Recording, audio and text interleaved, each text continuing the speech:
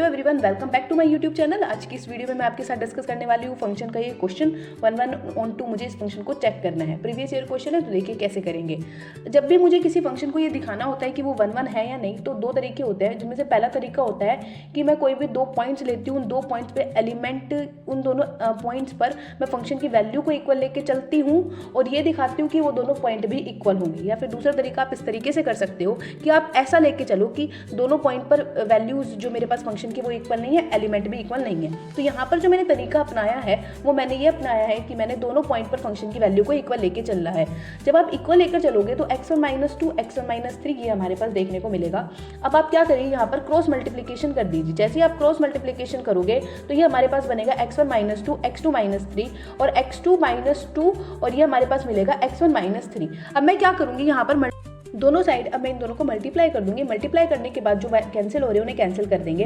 Cancel होने के बाद जो मुझे यहाँ पर टर्म मिलेगी वो मिलेगी 3x1 - 2x2 और यहाँ पर मुझे मिलेगी -3x2 और ये मिलेगा -2x1। जब आप इसे सिंप्लीफाई करोगे तो आपको मिलेगा x1 = x2।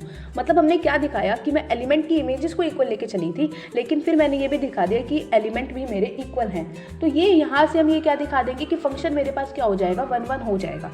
अब मेरे पास नेक्स्ट मेरे पास है कि मैं फंक्शन को ऑन टू दिखाना चाहती हूँ। फंक्शन को ऑन टू दिखाने के लिए हमारे पास तरीका होता है कि मैं ये दिखा पाऊँ। ऑन टू फंक्शन क्या होता है कि जब आपके पास बी में जितने भी एलिमेंट हैं उन सभी की मुझे प्री इमेज मिलेगी तो फंक्शन मेरा ऑन टू हो जाएगा। तो मुझे ये दिखाना है, तो उसके लिए मैं क्या करूँगी, मैं मान लूँगी कि यहाँ पर let y be any arbitrary element है, एनी एलिमेंट है मेरे पास किसमें, बी में।